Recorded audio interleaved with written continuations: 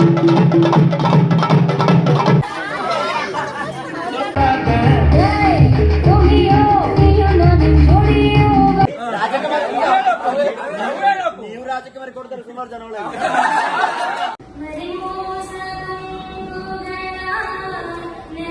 ಎಲ್ಲರಿಗೂ, welcome to ವಿದ್ಯಾಚಂದ್ರ Kannada vlogs. ಇವತ್ತಿನ vlog ಅಂತೂ ನನಗೆ ಸ್ವಲ್ಪ ಸ್ಪೆಷಲ್ ಅಂತಲೇ ಹೇಳ್ಬೋದು. ಯಾಕಂದರೆ ನನ್ನ ಕಸಿನಿದ್ದು ಮದುವೆ ಫಂಕ್ಷನ್. ಸೊ ಫ್ಯಾಮಿಲಿ ಎಲ್ಲ ಒಟ್ಟಿಗೆ ಸೇರ್ತೀವಲ್ಲ, ಅದೇನೋ ಒಂಥರ ಖುಷಿ ನನಗೆ. ಇವತ್ತು ಅರಶಿನ ಶಾಸ್ತ್ರ ಮತ್ತು ಮೆಹಂದಿ ಫಂಕ್ಷನ್ ಇರ್ತದೆ, ನಾಳೆ ಮದುವೆ ಫಂಕ್ಷನ್ ಇರ್ತದೆ. ಸೊ ಆಲ್ರೆಡಿ ಮಳೆ ಬರೋ ಥರ ಇದೆ. ಸೊ ಅದು ಬರೋ ಮುಂಚೆ ರೆಡಿಯಾಗಿ ಹೊರಡಬೇಕು. ಸೊ ನಾನು ರೆಡಿಯಾಗಿ ಹೊರಟ ಮೇಲೆ ನಾನು ನಿಮಗೆ ವ್ಲಾಗ್ನ ಕಂಟಿನ್ಯೂ ಮಾಡ್ತೀನಿ. ನಾವು ಆಲ್ರೆಡಿ ಇಲ್ಲಿ ರೀಚ್ ಆದ್ವಿ. ನಾವಿಲ್ಲಿ ಬರಬೇಕಾದ್ರೆ ಮೆಹಂದಿ ಫಂಕ್ಷನಿಗೆಲ್ಲ ರೆಡಿ ಮಾಡಿದ್ರು. ಸೊ ನಮ್ಮ ಹುಡುಗಿ ಕೂಡ ರೆಡಿಯಾಗಿ ಫೋಟೋ ಸೆಷನ್ ಮಾಡ್ತಾ ಇದ್ಲು. ಸೊ ಅಷ್ಟರಲ್ಲಿ ಕಸಿನ್ಸ್ನೆಲ್ಲ ಮಾತಾಡ್ಸ್ಕೊಂಡು ಬರೋಣ ಅಂತ ನಾನು ಹೋದೆ.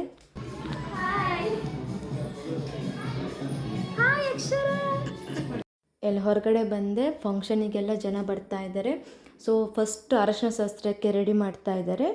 ಇಲ್ಲಿ ನೋಡ್ಬೋದು ಅರಶಿನ ಶಾಸ್ತ್ರ ಹೇಗೆ ರೆಡಿ ಮಾಡ್ತಿದ್ದಾರೆ ಅಂತ ಹೇಳಿ. ಇಲ್ಲಿ ಹುಡುಗಿನ ಕೂತ್ಕೊಳ್ಳಿಸುವ ಮೊದಲು ಹಾಸ್ಯಶಾಸ್ತ್ರ ಅಂತ ಮಾಡ್ತಾರೆ. ಈ ಹಾಸ್ಯಶಾಸ್ತ್ರ ಎಂತಂತ ಹೇಳಿದರೆ, ಹುಡುಗ ಅಥವಾ ಈ ಹುಡುಗಿ ಇದ್ದಾರಲ್ಲ, ಅವರ ಜೀವನದ ಆರಂಭ ಶುಭ ಆಗಲಿ ಅಂತ ಹೇಳಿ ಮಾಡುವ ಒಂದು ಕಾರ್ಯಕ್ರಮ. ಅದಾದಮೇಲೆ ಹುಡುಗಿಯ ಸೋದರ ಮಾವ ಬಂದು ಮುಹೂರ್ತ ಮಣಿಯನ್ನು ಹುಡುಗಿಗೆ ಕಟ್ಟಿ ಆ ಹಾಸ್ಯ ಮೇಲೆ ಕೂತ್ಕೊಳ್ಳಿಸ್ತಾರೆ. ಆಮೇಲೆ ಹಿರಿಯರೆಲ್ಲ ಬಂದು ಎಲೆ ಅಡಿಕೆ ಹುಡುಗಿಗೆ ಕೊಟ್ಟು ಅಕ್ಷತೆ ಹಾಕಿ ಎಣ್ಣೆ ಅರಶಿನ ಶಾಸ್ತ್ರ ಅವಳ ಮೈಗೆ ಹಚ್ತಾರೆ. ಈ ಅರಶಿನ ಶಾಸ್ತ್ರ ಕೂಡ ಹಾಗೆ, ಇದೊಂದು ಶುಭದ ಸಂಕೇತ ಅಂತಲೇ ಹೇಳ್ಬೋದು. ಈ ಮದುವೆ ಆಗಲಿಕ್ಕೆ ಹೊಸ ಹುಡುಗ ಹುಡುಗಿ ಇರ್ತಾರಲ್ಲ, ಅವರಿಗೆ ದೇವರ ಆಶೀರ್ವಾದ ಸಿಗಲಿ ಅಂತ ಹೇಳಿ ಸಂತೋಷದಿಂದ ಎಲ್ಲ ಹಿರಿಯರು ಈ ಶಾಸ್ತ್ರವನ್ನು ಮಾಡ್ತಾರೆ. ಆ ಕಡೆ ಫಂಕ್ಷನ್ ಆಗ್ತಿರ್ಬೇಕಾದ್ರೆ ಇಲ್ಲಿ ನೋಡಿ ಈ ಕಸಿನ್ಸ್ ಎಲ್ಲ ಏನು ಮಾಡ್ತಿದ್ದಾರೆ ಅಂತೇಳಿ, ಹುಡುಗಿಗೆ ನೀರು ಹಾಕಲಿಕ್ಕೆ ರೆಡಿ ಮಾಡ್ತಿದ್ದಾರೆ. ನೀರಂದರೆ ಖಾಲಿ ನೀರಲ್ಲ, ಸುಮ್ಮನೆ ಫನ್ನಿಯಾಗಿ ಇದೆಲ್ಲ ಹುಡುಗಿಗೆ ಹಾಕೋದು. ಎಂತ ಮಂಗದಿಂದ ಎಂತ ವಿಷಯ ಅಂತ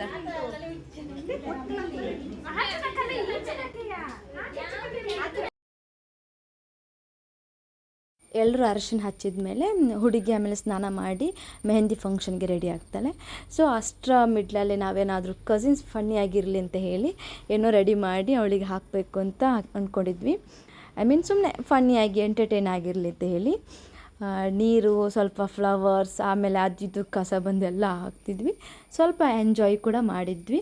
ತುಂಬ ಚೆನ್ನಾಗಿತ್ತು. ಕಸಿನ್ಸ್ ಎಲ್ಲ ಹಾಗೆ ಅಲ್ವಾ, ಎಲ್ಲ ಒಟ್ಟಿಗೆ ಸೇರಿ ಮಾಡ್ತಾಯಿದ್ರೆ ಏನೋ ಒಂಥರ ಮಸ್ತಿ ಮೋಜಿ ಎಲ್ಲ ತುಂಬ ಚೆನ್ನಾಗಿತ್ತು ಅಂತಲೇ ಹೇಳ್ಬೋದು. ಇದೊಂದು ರಿವೆಂಜ್ ಟೈಮ್ ಅಂತಲೇ ಹೇಳ್ಬೋದು. ಹೀಗೆ ಒಬ್ಬೊಬ್ಬರ ಮದುವೆ ಫಂಕ್ಷನಲ್ಲಿ ಏನೆಲ್ಲ ಕಿತಾಪತಿ ಮಾಡಿರ್ತಾರಲ್ಲ, ಹಾಗೆ ಅವರಿಗೆ ಆ ಟೈಮಲ್ಲಿ ರಿವೆಂಜ್ ತಗೊಳ್ಳೋದು ಅಂತ ಹೇಳಿ. ಸೊ ಅದಾದಮೇಲೆ ಅವಳು ಸ್ನಾನಕ್ಕೆ ಹೋದ್ಲು. ಸೊ ಅಷ್ಟರಲ್ಲಿ ನಾನು ಒಳಗಡೆ ಬಂದರೆ ಈ ಮಕ್ಕಳು ನೋಡಿ ಎಷ್ಟು ಕ್ಯೂಟಾಗಿ ಆಟ ಆಡ್ತಾಯಿದ್ರು ಅಂತ. ಆ ಒಂದು ಬೆಕ್ಕು ಡಾಲ್ ಇದೆ, ಅದನ್ನ ಇಟ್ಕೊಂಡು ಇಬ್ಬರು ಆಟ ಆಡ್ತಿದ್ರು. ಇಬ್ಬರು ಓಡೋದು ಓಡಿಸೋದು ಹಾಗೆ ಮಾಡ್ತಾಯಿದ್ರು. ಅಷ್ಟರಲ್ಲಿ ಹುಡುಗಿ ಕೂಡ ರೆಡಿಯಾಗಿ ಬಂದಳು. ಅವರು ಸೀದಾ ಕುಂಭ ಪೂಜೆಗೆ ಹೋದರು. ಅಲ್ಲಿ ಕುಂಭ ಪೂಜೆಗೆ ರೆಡಿ ಮಾಡ್ತಾಯಿದ್ರು.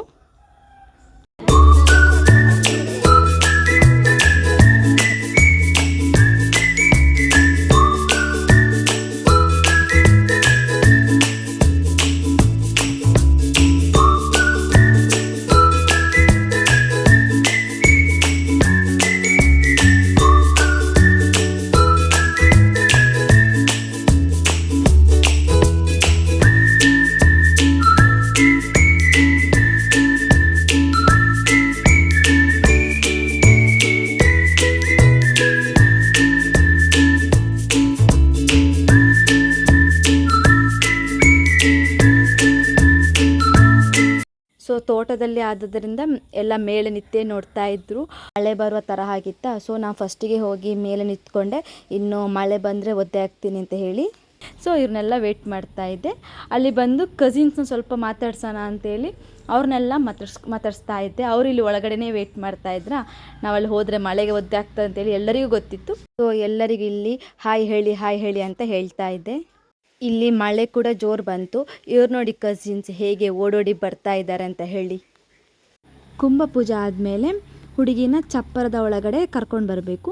ಅವಳು ಕರ್ಕೊಂಡು ಬರೋ ಮೊದಲು ಅವಳಿಗೆ ಆರತಿ ಎತ್ತಿ ಅವಳ ತಮ್ಮ ಅವಳ ಕಾಲು ತೊಳೆದು ಅವಳನ್ನ ಮೆಹಂದಿ ಫಂಕ್ಷನಿಗೆ ಕರ್ಕೊಂಡೋಗಿ ಅಲ್ಲಿ ಕೂತ್ಕೊಳ್ಳಿಸ್ತಾರೆ.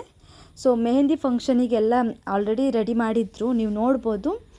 ಈಗೆಲ್ಲ ಮೆಹಂದಿ ಕೋನ್ ಯೂಸ್ ಮಾಡ್ತಾರೆ, ಆದರೆ ಒಂದು ಸಂಪ್ರದಾಯಕ್ಕೆ ಅಂತ ಹೇಳಿ ಮೆಹಂದಿ ಇದೆಲ್ಲ ಅದನ್ನ ಎಲೆನ ಕಟ್ತು ಫಸ್ಟಿಗೆ 2 ಕೈಗೆ ಸೂರ್ಯ ಮತ್ತು ಚಂದ್ರನ ಇಟ್ಟು ಮೆಹಂದಿ ಕಾರ್ಯಕ್ರಮನ ಸ್ಟಾರ್ಟ್ ಮಾಡ್ತಾರೆ. ಇಲ್ಲಿ ನೋಡ್ಬೋದು ನೀವು, ಊರಿನ ಮುಖ್ಯಸ್ಥರು ಮತ್ತು ಸೋದರ ಮಾವ ಹುಡುಗಿಯ ಕೈಗೆ ಸೂರ್ಯ ಮತ್ತು ಚಂದ್ರನ ಚಿತ್ರ ಬಿಡಿಸ್ತಾ ಇದ್ದಾರೆ. ಅದಾದಮೇಲೆ ನಾವು ಫ್ಯಾಮಿಲಿ ಕಸಿನ್ಸ್ ಎಲ್ಲ ಒಂದು ಗ್ರೂಪ್ ಪಿಕ್ ಹುಡುಗಿ ಜೊತೆ ತಗೊಂಡ್ವಿ. ಫ್ಯಾಮಿಲಿ ಜೊತೆ ಫೋಟೋ ತಗೊಳ್ಳೋದು ಒಂಥರ ಖುಷಿಯೇ ಅಲ್ವಾ. ನಾವಲ್ಲಿ ಫೋಟೋ ಸೆಷನ್ ಎಲ್ಲ ಆದಮೇಲೆ ಅವಳನ್ನ ಒಳಗಡೆ ಕರ್ಕೊಂಡು ಹೋಗ್ತಾರೆ, ಅಲ್ಲಿ ಕೂಡ ಹಾಸೆ ಹಾಕಿರ್ತಾರೆ. ಸೊ ಅಲ್ಲಿ ಬಂದು ಅವಳನ್ನ ಕೂತ್ಕೊಳ್ಳಿಸಿ ಅವಳಿಗೆ 1 ಗ್ಲಾಸ್ ಹಾಲನ್ನ ಕೊಡ್ತಾರೆ, ಅವಳು ಅದನ್ನ ಕುಡಿತಾಳೆ. ಸೊ ಇಲ್ಲಿಗೆ ಮೆಹಂದಿ ಕಾರ್ಯಕ್ರಮ ಎಲ್ಲ ಮುಗಿಯುತ್ತೆ. ಸೊ ನಾವು ಕೂಡ ಅಷ್ಟರಲ್ಲಿ ಊಟ ಮಾಡಲಿಕ್ಕೆ ಹೋದ್ವಿ. ನಾವು ಊಟ ಮಾಡಿ ಆಮೇಲೆ ಸ್ವಲ್ಪ ಹೊತ್ತು ಫ್ಯಾಮಿಲಿ ಜೊತೆ ಎಲ್ಲ ಹರಟೆ ಹೊಡೆದೆ. ಆಮೇಲೆ ಜೋರು ಮಳೆ ಕೂಡ ಬಂದಿತ್ತು. ಆಮೇಲೆ ತುಂಬ ಲೇಟಾಗಿತ್ತು, ನೋಡ್ಬೋದು ನೀವು, ಜನ ಎಲ್ಲ ಖಾಲಿ ಖಾಲಿ ಕಾಣಿಸ್ತಿದ್ವಿ. ಆಮೇಲೆ ನಾವು ಅಲ್ಲಿಂದ ಹೊರಟ್ವಿ, ಯಾಕೆಂದರೆ ನೆಕ್ಸ್ಟ್ ಡೇ ಕೂಡ ಬರಬೇಕಿತ್ತಲ್ಲ. ಸೊ ನಾನು ಹೊರಟೆ ಅಲ್ಲಿಂದ. ಇದು ನೆಕ್ಸ್ಟ್ ಡೇ ಅಂದರೆ ಮದುವೆ ದಿನದ ವ್ಲಾಗ್ ಆಗಿರ್ತದೆ. ಸೊ ನಾನು ಪಾಪು ಇಬ್ಬರು ಹೊರಟು ರೆಡಿಯಾಗಿದ್ವಿ. ಪಾಪುದು ನಿದ್ದೆ ಕೂಡ ಅಷ್ಟೇನು ಸರಿಯಾಗಲಿಲ್ಲ. ಹಾಗೆ ಹೊರಡಬೇಕಾದ್ರೆ ಸ್ವಲ್ಪ ಕಿರಿಕಿರಿ ಮಾಡಿ ಅತ್ತಲು. ಆಮೇಲೆ ಸಮಾಧಾನ ಮಾಡಿ ಅವಳನ್ನ ನಾನು ಕರ್ಕೊಂಡು ಹೊರಟೆ. ಇವತ್ತು ನಮ್ಮ ಪುಣ್ಯಕ್ಕೆ ಏನೋ ಮಳೆ ಕೂಡ ಇರಲಿಲ್ಲ. ಸೊ ಮಳೆ ಬರೋ ಮೊದಲೇ ಹೊರಟು ಹೋಗೋಣ ಅಂತ ಹೇಳಿ ಪ್ಲ್ಯಾನ್ ಹಾಕಿದೆ. ಆ್ಯಕ್ಚುಲಿ ಅಮ್ಮ ಅಲ್ಲೇ ಸ್ಟೇ ಆಗಿದ್ದರು. ನಾನು ಈ ಪಾಪುನ ಕರ್ಕೊಂಡು ಸ್ಟೇ ಆಗೋದು ಕಷ್ಟ ಅಂತ ಹೇಳಿ ನಾನು ಇವತ್ತು ನೆಕ್ಸ್ಟ್ ಡೇ ಹೋಗೋಣ ಅಂತ ಹೇಳಿ ನಾವು ಹೊರಟ್ವಿ. ನಾವು ಹಾಲಿಗೆ ಬಂದು ರೀಚ್ ಆದ್ವಿ. ಇಲ್ಲಿ ಸುಮ್ಮನೆ ಪಾಪು ಜೊತೆ ಅವಳನ್ನ ಸಮಾಧಾನ ಮಾಡಿಸೋಣ ಅಂತೇಳಿ ಅವಳ ಜೊತೆ ಆಟ ಆಡಿಸ್ತಾ ಸ್ಮೈಲ್ ಮಾಡು ಅಂತಲೇ ಹೇಳ್ತಾ ಇದ್ದೆ. ಅಷ್ಟರಲ್ಲಿ ದಾರ ಮುಹೂರ್ತಕ್ಕೆ ಕೂಡ ಟೈಮ್ ಆಗಿತ್ತು. ಸೊ ಹುಡುಗ ಹುಡುಗಿ ಸ್ಟೇಜ್ ಮೇಲೆ ಬಂದರು, ಇಬ್ಬರು ಹಾರನ ಬದಲಾಯಿಸ್ಕೊಂಡ್ರು. ಆಮೇಲೆ ತಾಳಿ ಶಾಸ್ತ್ರ ಕೂಡ ಆಯಿತು. ಇದೆಲ್ಲ ಗುರು ಹಿರಿಯರ ಮುಂದೆ ತುಂಬ ಚೆನ್ನಾಗಿ ಬಂತು. ಯಾವ ವಿಘ್ನ ಇಲ್ಲದೆ, ಯಾವ ಅಡೆತಡೆ ಇಲ್ಲದೆ ತುಂಬ ಚೆನ್ನಾಗಿ ನೆರವೇರಿತು ಅಂತಲೇ ಹೇಳ್ಬೋದು. ಧಾರೆ ಆದ ಕೂಡಲೇ ಹುಡುಗ ಹುಡುಗಿ ಇಬ್ಬರು ಡ್ರೆಸ್ ಚೇಂಜ್ ಮಾಡಿ ರಿಸೆಪ್ಷನ್ಗೆ ರೆಡಿ ಆದರು. ಅಷ್ಟರಲ್ಲಿ ಇಲ್ಲಿ ಸ್ಟೇಜಲ್ಲಿ ಚೆಂಡೆ ಪರ್ಫಾರ್ಮೆನ್ಸ್ ಕೂಡ ಆಗ್ತಿತ್ತು. ಅದನ್ನೇ ಸ್ವಲ್ಪ ಹೊತ್ತು ನೋಡ್ತಾ ಇದ್ದೆ.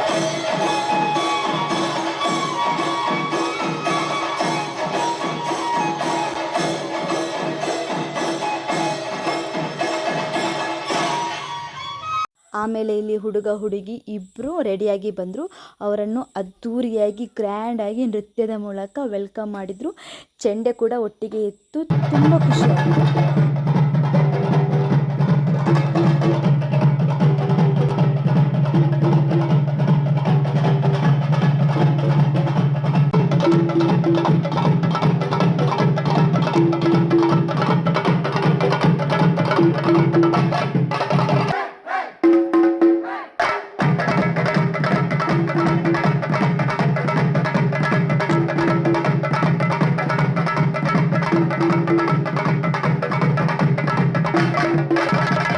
ಆಮೇಲೆ ಕಸಿನ್ಸ್ ಡ್ಯಾನ್ಸು, ಸಾಂಗು, ಆಮೇಲೆ ಹುಡುಗ ಹುಡುಗಿದು ಡ್ಯಾನ್ಸು ಎಲ್ಲ ಇತ್ತು, ತುಂಬ ಚೆನ್ನಾಗಿತ್ತು.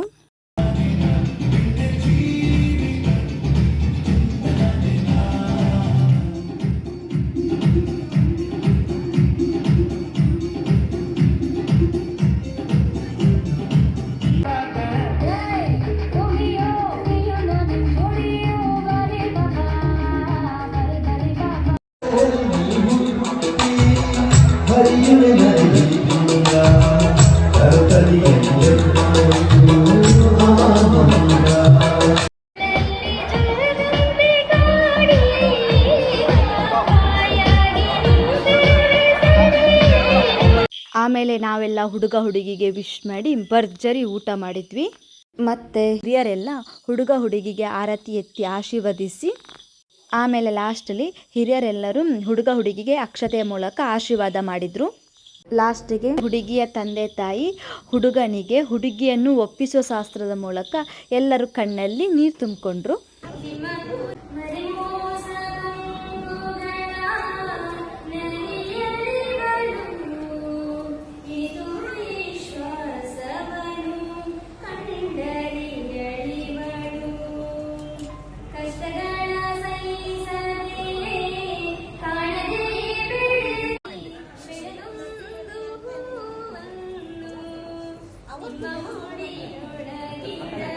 ರಾತ್ರಿ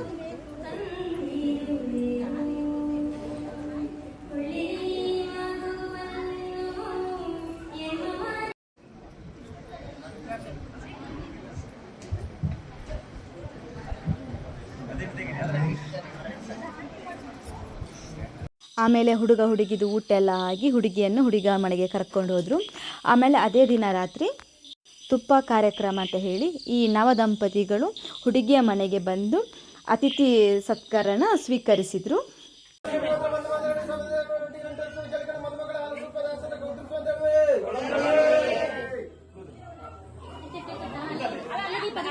ಈ ತುಪ್ಪ ಕಾರ್ಯಕ್ರಮ ಅಂತ ಹೇಳಿದರೆ ಹುಡುಗಿ ಇದ್ದಲ್ಲ, ಈಗ ಮದುವೆಯಾದ ಹುಡುಗಿ, ಅವಳು ತನ್ನ ಗಂಡನ ಮನೆಯಿಂದ ತುಪ್ಪವನ್ನು ತನ್ನ ತಾಯಿ ಮನೆಗೆ ತಗೊಂಡು ಬರುವ ಒಂದು ಕ್ರಮ ಅದು.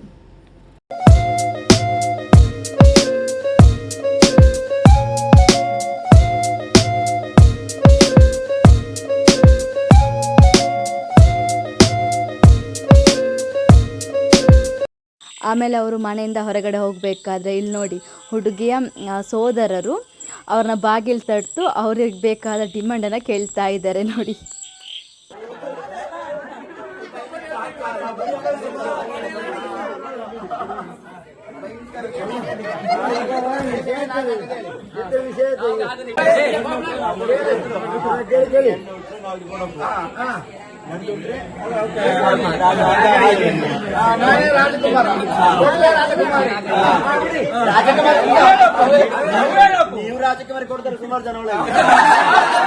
ಹೀಗೆ ಮದುವೆ ಫಂಕ್ಷನ್ ಅಂತೂ ತುಂಬ ಮಸ್ತಾಗಿತ್ತು. ನಾನಂತೂ ಫುಲ್ ಎಂಜಾಯ್ ಮಾಡಿದೆ. ಫ್ಯಾಮಿಲಿ ಎಲ್ಲ ಸೇರಿದರೆ ಹಾಗೆ ಅಲ್ಲ, ತುಂಬ ಫನ್ ಆಗಿತ್ತು. ಹಾಗೆ ಎಲ್ಲ ಚೆನ್ನಾಗಿಯೇ ಆಯಿತು. ನಿಮಗೆ ಈ ವ್ಲಾಗ್ ಇಷ್ಟ ಆಗಿದ್ದರೆ ಪ್ಲೀಸ್ ಸಪೋರ್ಟ್ ಮಾಡಿ.